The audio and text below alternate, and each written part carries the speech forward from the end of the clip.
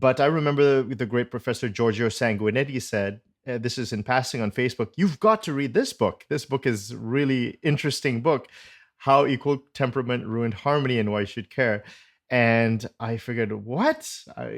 There's nothing. There's things other than equal temperament, and coming from a very contemporary background that I had, and this book really had. I was really. I mean, it really is thought provoking because for someone who's very used to equal temperament, I mean, first of all, I mean, can it even be possible? And what would that sound like? And isn't that so much work? And is it worth the effort? And so you're a really good person to speak on that subject. So why don't we jump in right there? Because I think that's a really good topic. So for most people, most musicians in the 21st century, equal temperament is a standard. That's it. You turn on the radio, and sure, some producer might change with a few cents here and there, but that's the standard. You expect that. So are there viable alternatives that are good and real? And what's the story there? Well, I guess the first answer is that there were viable alternatives that were good and real and that worked perfectly well on the repertoires that they were designed for. And since in modern times we do a lot more music than than they did in the past. I mean, I think in the past it was much more a sense of let's do the latest music, whatever the latest music is. Um, but now, because we do so much historical music, it became a critical issue for me that there was just so much equal temperament, and I don't blame people for that. I think that people are forced to work with the temperament that they find on their pianos or on their keyboard instruments, and really for over 100 years, equal temperament has been the standard, and so people grow up listening to equal temperament, and for many people, that's what sounds right. And um, if it's not equal temperament, it sounds out of tune. I remember even 40 years ago um, sending a tape out of something that was in quarter comma mean tone, early 17th century repertoire in quarter comma mean tone. And someone responded, "That is the most out of tune playing I've ever heard. I don't know how you could have anything to do with these people." And of course, it was fantastic. It's just that it was temperament. Um, and so I thought that there was a story there that needed to be told, and that I wanted to direct at a large audience, not just the tuning aficionados, because there's a lot of tuning literature that is, down in the weeds and arcane, and is going to put off a lot of people. So I wanted to make it compelling, but understandable and memorable. And so that's why, for example, I commissioned cartoons for the book, because it lightened the mood in a way, but it also imprinted certain concepts in a way that my prose could not. And so I think the book has been really successful. It's been translated into several languages, including Chinese, um, and has continued to sell copies. This many years after it came out. So Right. the basic message was that before equal temperament became a standard, there were other ways of tuning, and the other ways of tuning were more harmonically based for the most part, and that it was worth experimenting on keyboards, experimenting with irregular temperaments that favored central keys over others. I mean, nowadays, you want to say, well, gee, C sharp major ought to be able to sound as good as C major. Well, they didn't think that way. I mean, they didn't use C sharp major very much because it didn't sound quite as good as C major did. So they concentrated the euphony, the better harmony, in the more central keys, and so that's what those keyboard temperaments were doing. But I guess the main thrust of my book was that non-keyboard instruments had their own system, and that is the story that I felt needed to be told most of all. There have been plenty of writings about keyboard temperaments over the years, and I did have some things to say about that, but I wanted to point out that non-keyboard instruments had a system where the intervals were certain sizes, major third, was a certain size, a little narrower than an equal temper major third, and a minor third was a certain size, a little wider than an equal temper major third, and that diatonic semitones were wider than chromatic semitones. I mean, that maybe is the biggest surprise for people in starting to work with this system. But anyway, so that's how the book got started, and what I was trying to do with it. Anyway, Did you receive very strong reactions for the title of the book, because that's quite a strong title, and it's obviously meant for a mass audience, so it needs to be a bit interesting. But what was the reaction like, the scholarly and the regular audience? yeah. Well, I guess the first thing to say is that people often misread the title or have misinterpreted the title as how equal temperament ruined music and why you should care. And of course, that's not what I said. No, nothing like that. But it did affect the quality of the harmony, and that is a point that I was able to demonstrate, I think, and that people would come away with. But sure, I mean, partly it was a polemical title because I needed to get people's attention. For example, the publisher contacted me and said, the production department would like to make "And Why You Should Care" a subtitle. And I said, well, what does that mean? And they said, well, it means it would be officially part of the book, but it wouldn't be on the cover. And I said, no, that's not acceptable, because people aren't going to know what I'm talking about. And if they see a title, "How Equal Temperament Ruined Harmony," they're going to think, I don't know what that's about. But if it says "And Why You Should Care," that challenges them to pick up the book and see what the reason is. And of course, the reaction was swift and strongly negative in some cases. I got one review that said, "This is the most subversive book on a musical subject that I've ever read." And I immediately wrote my editor and I said, "I want that on the back cover of the book." So no press is bad press, as they say. Yeah. So, and I think a lot of those early reviewers simply were not reading the book. They were just knee-jerk reacting to the title and defending equal temperament as best they could. Whereas, I think it's a pretty balanced approach. I hope so, anyway. And so, sure. But I think over the years, it's found its way. And some people have written to me that it is a book that changed their life. And that's something an author, really is moved to hear.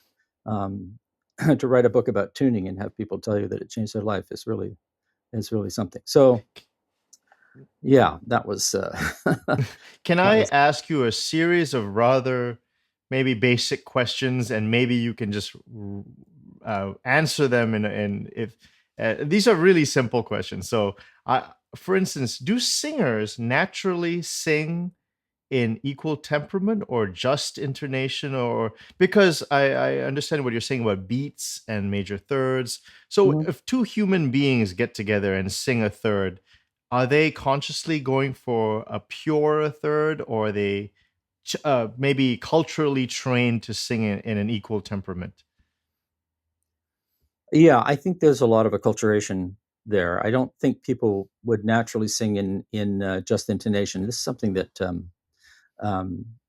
acousticians in the 1930s, for example, were at pains to show that singers did not naturally sing in just intonation, which requires very narrow major thirds compared to equal tempered major thirds. Well, if they never heard a pure major third, didn't know what it sounded like, how are they going to say, "Oh yeah, that's the major third that we should sing"? So I think that those studies were flawed in that way. That people learn tuning by the practice of what they learned growing up. I mean, I know organists who have always played on equal tempered organs, and there's a kind of a jangle that occurs with the equal temperament. The harmonies just are not quite settled, and to me, it sounds like an unpleasant jangle, and to them, it's a kind of a buzz that if it's not there, then the music doesn't sound right. It's just not right, and so those people would sing equal temper thirds because that's what sounds right to them. And I think it's true of any singers, is that they're going to sing what they're used to. And if singers are used to being accompanied by piano, then they're more likely to sing in equal temperament in that way. But unaccompanied singers in the past, I mean, I think that the evidence shows um, that they were singing in a more harmonic way. If you nowadays everyone's obsessed with absolute pitch and perfect pitch, and it's a very, like, I know a lot of pianists, and there's this thing about where they sing in fixed do and then they have perfect pitch and then that's the whole thing. But if you had absolute pitch in the Middle Ages, the Renaissance, and you had all these different temperaments and tunings, and so what would that mean? What would that be for somebody? Would they just attuned to their village and get used to that in their childhood, or were they what's the how does that work then? Well, in the Baroque era, for example, I think there were pitch standards that varied by town, and largely, I think the pitch standard would have been But whatever the cathedral organ had.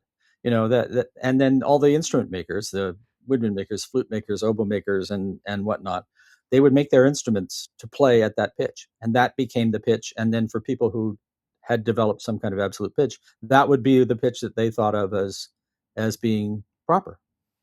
And the pitch standards varied a lot over time and from place to place, anywhere from a full tone below modern A440 to a half step above or even more. And within that range, that's where A would be.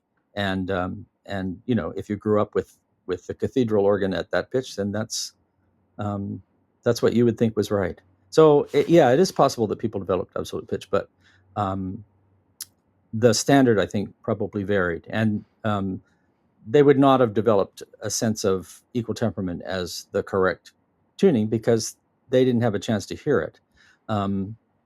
There are descriptions of it in the late 16th century and into the 17th century, but it's clear that it's kind of an experimental thing, and people are mostly choosing not to use it because it doesn't sound as good harmonically. If you if the advantage of equal temperament is this changing of keys and playing in C sharp major and all of this, does it begs the question, how many keys were did they use a lot of keys in back then, or did they just use a couple of keys? Back then is a big How back then? Yeah. in the Middle Ages and Renaissance, they would normally have no signature at all, or one flat, occasionally two flats. To find a sharp signature is very, very rare. So you're focusing on certain key areas that are more limited than the ones that we use today. Not to say that they didn't transpose as needed. The pitch was not fixed at that time. So if a vocal piece, choral piece, for example, started with a chant intonation, it's whatever pitch the cantor chose to begin the piece, and everyone would go from there. So that's another reason that I think people did not develop or strive to develop absolute pitch, because it would have driven them crazy. That their eyes would roll as soon as the cantor would start, and think, "Oh, that's not the pitch." Yeah. But there were reasons to transpose. Singers that couldn't reach the bottom notes in the score as it was written, or singers that couldn't reach the top notes, or they had men falsettists on the top part instead of boys, or there were reasons that you might want to transpose from the written pitch. So no pitch standard. And anyway. So if they sang purer intervals, were they be more exacting then in their tuning of their singing? Were they very particular about being absolutely in tune?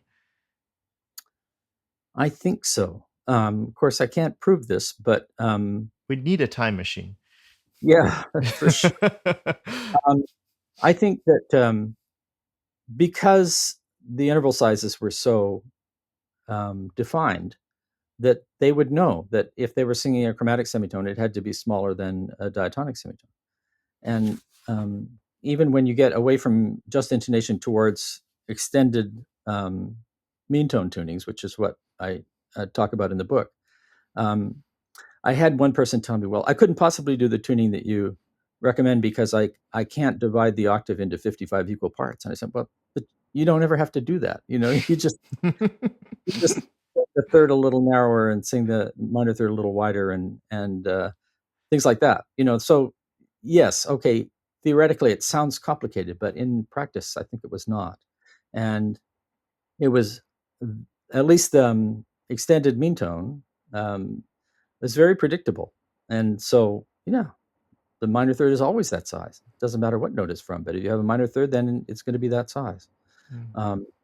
And that's different from keyboard tunings, for example, which, because of their irregularity, you might have 6 different sizes of semitone. So if you're not the keyboard player, if you're an instrumentalist who's playing with the keyboard, or if you're a singer, you need to become familiar with that particular temperament to know where the notes are, because that can be a challenge. And if all of a sudden the keyboard player said, well, I decided to tune, a different Neidhart temperament for this concert, you could be tearing your hair out because all of a sudden the notes don't sound like where they were in the rehearsal. But in the system, just for the non-keyboard instruments and voices, there was a consistency that I think was gratifying, and that led them to be consistent about their tuning and precise about it too. I'm really demonstrating my ignorance here now. With the lute is a very old instrument. I play a little bit of guitar, so that's in equal temperament. So are the lutes, when they're fretted, these old lutes, are they in equal temperament, or are they in a different tuning? So when they're strumming and accompanying Renaissance singers or earlier, what tune do the singers have to follow the lute, or how does that work? Yeah, the singers have to follow the lute. I mean, you're basically stuck with whatever the accompaniment do. I mean, guitar, I decided not to talk about fretted instruments in the book, Right. Yeah. because it was opening up, excuse me, a can of worms that I just didn't feel I could get into and cover in the same way. But happily, I have a former student who's written a book about mean tone fretting on instruments like the lute. So, that's been covered now. But yeah, there's some indication that some lutes and viols put their frets in equal temperament in some cases. And of course, the frets for most of those instruments were tied frets. So they were not fixed frets like the guitar set into the fingerboard. They were tied on as strands of gut that were tied on the neck of the instrument. So they could move them around. But the thing is that the instruments that do survive that have fixed frets, like citerns and orpharians and bandoras, and those that do survive, they have a kind of a mean tone fretting scheme. So if you look at the neck of the instrument, you can usually see that first fret is wide, the second fret is narrow, the third fret is wide again. It's wider than it should be. A guitar, it gets smaller and smaller, right? It starts out wide, and then gets a little smaller, and then a little smaller, and a little smaller, all the way down to the end of the keyboard. Well, that pattern is different on fixed fret instruments, historical instruments, where it's wide, narrow, wide, that sort of thing. Once you get a certain distance down the keyboard, the fretboard, then I think it matters less about the differences, because you can push and pull the notes into tune, just as you might change the tuning of a note on a guitar for expressive purposes. The other thing is that for guitar, I think there's great variability in how precisely the frets are set. I mean, you're stuck with whatever they are. But I think, in my experience, and the experience of this former student of mine, David Delata, is that there are many guitars in which they're not set well. And, there's not much you can do about that except get a new fretboard. And then the other thing is that guitarists like to tune with harmonics. And I don't know whether you're among those or not, but if you tune with harmonics, then you're tuning basically in Pythagorean. So it's not even equal temperament, it's beyond equal temperament. Yeah, it just amazes me that that guitarists can do this. It's because it's fairly flashy. It's a very flashy thing to do, to tune with harmonics, but it doesn't work well. When David Delata was first starting, he started out as a guitarist. When he was first starting lute, and I was recommending that he investigate tuning in mean tone. I don't think he would mind me telling the story because he's told it himself. He was dubious, and he said, "Well, what do I need to do?" And I said, "Well, you need to set your frets according to these ratios." So he went off and came back and said, "Well, I did it exactly as you said, and it sounds horrible. Listen." And he played a chord. And I said, "Okay, so tell me what you did." So he did that. He told me how he'd set the frets, and I said, "Well, how did you tune the open strings?" He said, "Well, I know how to tune open strings. I've been playing guitar for a really long time." And I said, "Well, you can't do that. You have to tune your open strings to the frets on the lower string below." And he looks at me sideways and goes off. And then he comes back 15 minutes later and he says, "It's louder. It's just reinforcing itself." And so he began to tune in this way, which in fact reinforced the harmonics within the instrument, and as the player made it feel louder to him. So that's the reason for doing it. And yes, fretted instruments, there is plenty of evidence that they did tune with these irregular tunings. Well, I say irregular, I mean, I recommend using regular mean tone tunings, for example, rather than trying to tune to an irregular keyboard temperament, which is always a challenge. I wrote an article about that more than 20 years ago. And I've had lute and theorbo players come up to me and thank me for that article. They say they send it to keyboard players when they continue want to explain to the keyboard player that they can't tune in Volati or Werkmeister 3 or whatever, because that's just not how frets work. Right. What is your opinion about the electronic keyboard that with a press of a button you can get your desired temperament? And perhaps you could even transpose in the same temperament, but in different keys. So you can have a sort of equal tempered mean tone. Yeah. Well, it's a great convenience for one thing. And I know historical performers who use them. And particularly if they're touring, even just locally, it's a lot easier to move one of these little electronic keyboards than it is to move a harpsichord or an organ, and then have to retune when you get there, and then again before the concert and so on. It's funny because that article I was mentioning about irregular tunings was based on, I think it was the Yamaha electronic keyboard, which was one of the early ones to offer different temperaments. And one of the temperaments was Volati/Young. And those two temperaments are constructed similarly, the same way, in fact, but they're transposed. They're around the circle. One is a fifth transposed from the other one. Well, the result of that is that all of the accidentals are in different places. So how can they call a temperament Volati/Young? Because they're not the same thing. They're constructed the same way, but they're not the same temperament. So that article that I wrote was called "Why I Hate Volati, or Is It Young?" And you can tell that I try to use provocative titles because it gets people's attention. In that case, the reason was that people were using Volati as a kind of early music equal temperament. It was a, quote, historical temperament, and then it was being used for everything. I went to a concert and it was being used for early 17th century Italian chamber music. And I thought, this is just completely wrong. I mean, the Volati temperament was one that was put forward by Volati, who was a music master in Padua, I think. But it was just in manuscript, so it wasn't well known like some of the other temperaments, like Werkmeister and Neidhart and so on. It wasn't published until 1950. But it's really easy to tune, comparatively easy compared to other irregular temperaments. So that's why people were doing it. They were using it because the harpsichordists could tune it fairly easily, and then they were using an historical temperament. But it doesn't sound very good. So that was why I was complaining about that. It was because it had become a kind of early music equal temperament, and it was inappropriate both historically and musically.